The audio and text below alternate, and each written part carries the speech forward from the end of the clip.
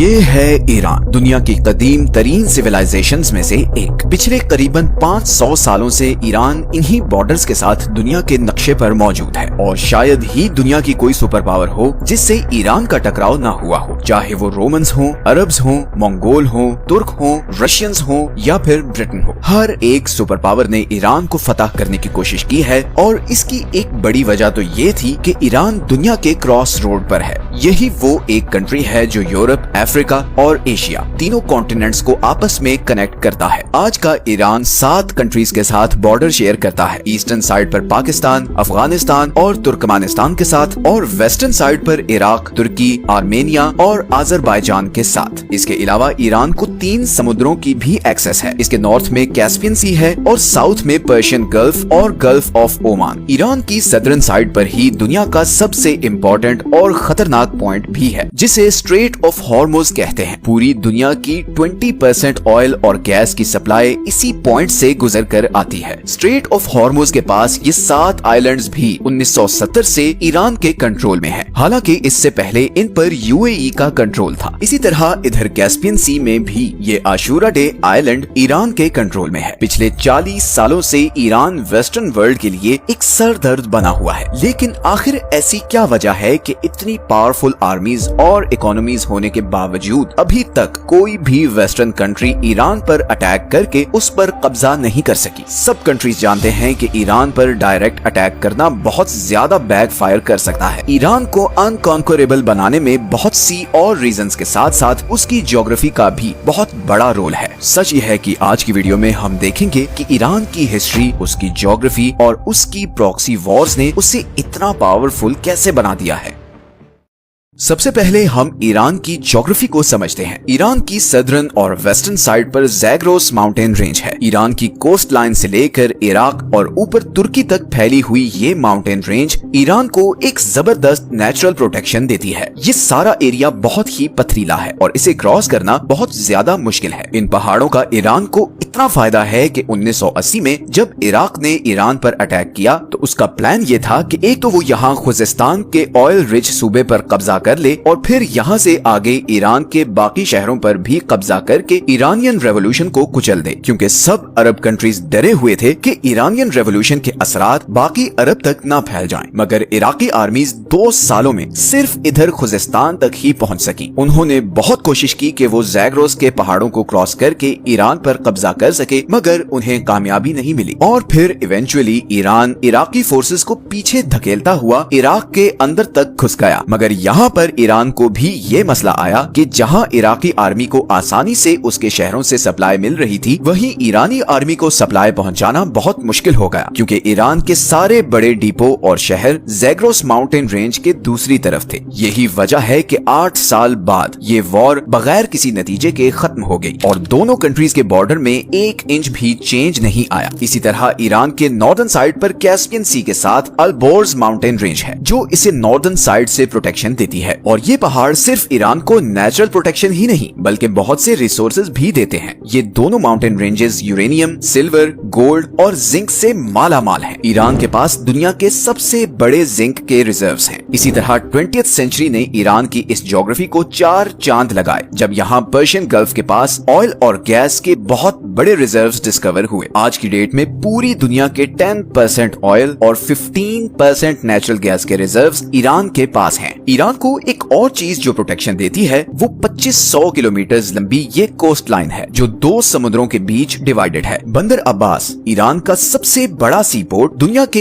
एक बहुत बड़े choke point strait of Hormuz से सिर्फ 70 किलोमीटर दूर है और यही पॉइंट आज ईरान का सबसे बड़ा जियोपॉलिटिकल लेवरेज भी है। अगर ईरान अपनी नेवी के जरिए ये पॉइंट ब्लॉक कर दे तो पूरी दुनिया की इकोनॉमी कोलैप्स कर जाएगी, क्योंकि दुनिया की 15% एनर्जी सप्लाई यहाँ से गुजर कर एशिया और यूरोप को जाती है। अब अगर फर्ज करें कि कोई ये कोस्ट लाइन और ये 2 माउंटेन रेंजेस क्रॉस करके ईरान के अंदर आ भी जाए तो यहाँ पर दूसरा सबसे बड़ा बैरियर ये दश्त लूत और कविर रेगिस्तान है। लूत डेजर्ट को the hottest place on earth कहते हैं, क्योंकि 2005 में यहाँ पर 70 डिग्री टेम्परेचर रिकॉर्ड किया गया था। इस टफ और एबनॉर्मल ज्योग्राफी की वजह से ही ईरान को कॉन्कर करना ऑलमोस्ट इम्पॉसिबल रहा है। लेकिन आज की डेट में जो दूसरी चीज ईरान को इतना पावरफुल पावरफुल बनाती है वो है उसकी जियोपॉलिटिकल स्ट्रेटजी। सबसे पहले अगर हम ईरान के डेमोग्राफिक्स को देखें तो इसकी पॉपुलेशन तकरीबन 9 करोड़ है, जिसमें 95% शिया मुस्लिम हैं। ईरान में 62% लोग पर्शियन हैं, 16% आज़ेरी, 10% कुर्द और बाकी 12% बलोच, लूर, अरब और तुर्किक हैं। अब 1979 की शिया रेवोल्यूशन से पहले ईरान एक लिबरल कंट्री था और इस खिते में अमेरिका का एक बहुत स्ट्रॉन्ग एलाय भी था। इवन उस जमाने में अमेरिका ईरान को मिलिट्री जेट्स तक सप्लाई किया करता था। लेकिन फिर इमाम खोमेनी के आने के बाद यहाँ के सारे डायनामिक्स चेंज हो गए। आपको ये जानकर हैरत होगी कि 1979 से पहले ईरान और इसराइल के आपस में बहुत अच्छे रिलेशंस थे। इनफैक्ट ईरान 1948 में इसराइल को एक्सेप्ट करने वाला दूसरा सबसे बड़ा मुस्लिम मेजॉरिटी कंट्री था। लेकिन इमाम खोमेनी ने आते ही पैलेस्टीनियंस की सपोर्ट में आवाज उठाई और ऐलान किया कि अब से इसराइल ईरान का नंबर 1 एनिमी है। तेहरान ने इसराइल के साथ सारे डिप्लोमेटिक टाइज खत्म कर दिए। इसराइल जाने वाली सारी फ्लाइट्स कैंसिल कर दी गयी और तेहरान में मौजूद इसराइली एम्बेसी को पैलेस्टीनियन एम्बेसी में कन्वर्ट कर दिया गया। इसका सबसे पहला नतीजा तो ये हुआ कि इसराइल के साथ साथ ईरान के अमेरिका के साथ भी ताल्लुकात खराब होना शुरू हो गए। लेकिन ताल्लुकात की ये खराबी सिर्फ इसराइल और अमेरिका तक ही नहीं रही, बल्कि ईरान के गिर्द मौजूद सारी अरब स्टेट्स भी शिया रेवोल्यूशन के बाद अलर्ट हो चुकी थी। वो सब इस बात से खौफजदा थे कि कहीं ईरान की आइडियोलॉजी इधर अरब स्टेट्स तक ना पहुंच जाए और इसके नतीजे में उनकी किंगडम्स को अच्छा खासा नुकसान पहुंच सकता है। बिकॉज इन सब अरब स्टेट्स में बादशाहत थी। 1980 में इन्हीं सब अरब स्टेट्स ने मिलकर सद्दाम हुसैन को ईरान पर अटैक करने के लिए बैक किया था। यहीं पर ईरान को भी समझ आ गई कि अगर उसने सरवाइव करना है तो उसे अपनी आइडियोलॉजी को बाहर दूसरे कंट्रीज तक पहुंचाना होगा, क्योंकि उसके और उसके सबसे बड़े दुश्मन इसराइल के बीच ये सारे अरब कंट्रीज हैं जो उसके सख्त खिलाफ हैं। इसीलिए उसे कुछ ऐसा करना होगा कि इसराइल से दूर होने के बावजूद वो उसको थ्रेट कर सके। और यहीं पर ईरान ने ऐसे सारे ग्रुप्स को सपोर्ट करना शुरू किया जो एंटी इसराइल या एंटी ज़ायनिस्ट्स थे, जैसे कि पैलेस्टाइन में हमास, लेबनान में हिजबुल्लाह, सीरिया में फातिमियून ब्रिगेड, इराक में अल बदर और यमन में हौसी। इस सारे नेटवर्क को द एक्सिस ऑफ रेजिस्टेंस कहा जाता है और इसी नेटवर्क के जरिए ईरान इसराइल और इवन अरब कंट्रीज पर भी प्रेशर रखता है कि वो ईरान के खिलाफ कोई भी कदम उठाने से पहले 1000 बार सोचें। इसीलिए जब इसराइल ने गजा पर बम्बार्डमेंट शुरू की तो इधर लेबनान से हिजबुल्लाह ने इसराइल पर मिसाइल फायर किए और यहाँ यमनी हौसियों ने रेड सी से गुजरने वाले इसराइली और अमेरिकन शिप्स को ड्रोन से टारगेट करना शुरू कर दिया। ईरान की इसी प्रॉक्सी वॉरफेयर स्ट्रेटजी ने उसे काफी डेंजरस बना दिया है। अब वॉरफेयर स्ट्रेटजी की बात हो ही रही है तो ईरान की ड्रोन टेक्नोलॉजी का जिक्र करना बहुत जरूरी है। जनवरी 2024 में जब हौसियों की तरफ से यहाँ से गुजरने वाले कंटेनर्स पर लगातार ड्रोन अटैक्स किए जा रहे थे, तब फ्रांस ने यमन के शाहिद ड्रोन को गिराने के लिए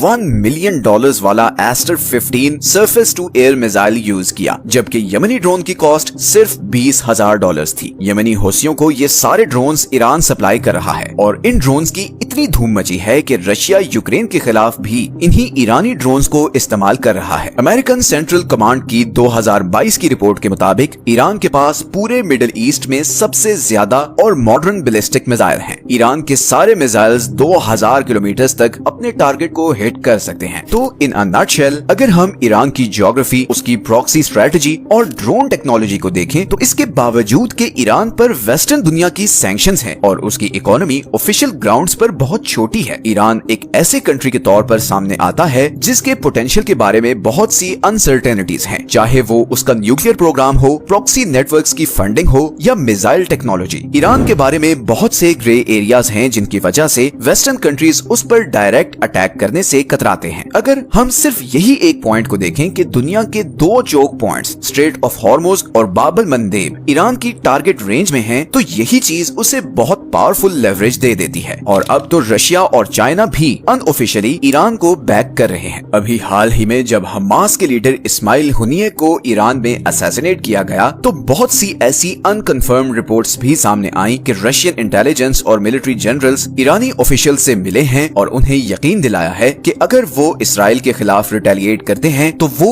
ईरान का भरपूर साथ देंगे। फिलहाल तो इस्माइल हुनिये के कत्ल के बाद ईरान की इंटरनल सिक्योरिटी पर बहुत से सवालात उठ रहे हैं और बज़ाहिर ऐसा लग रहा है जैसे इंटरनली कुछ गड़बड़ भी है। ईरान इस पर कब और कैसे रिटेलिएट करेगा और क्या ईरान इसराइल और अमेरिका का जवाबी वार ہار سہنے کی صلاحیت رکھتا ہے یہ تو آنے والا وقت ہی بتائے گا۔ یہ ہیں وہ سارے سورسز جہاں سے ہم نے اس ویڈیو کے لیے کنسلٹ کیا ہے۔ ملتے ہیں نیکسٹ ویڈیو میں ایک اور انٹرسٹنگ ٹاپک کے ساتھ۔ اپنا خیال رکھیں، اللہ حافظ۔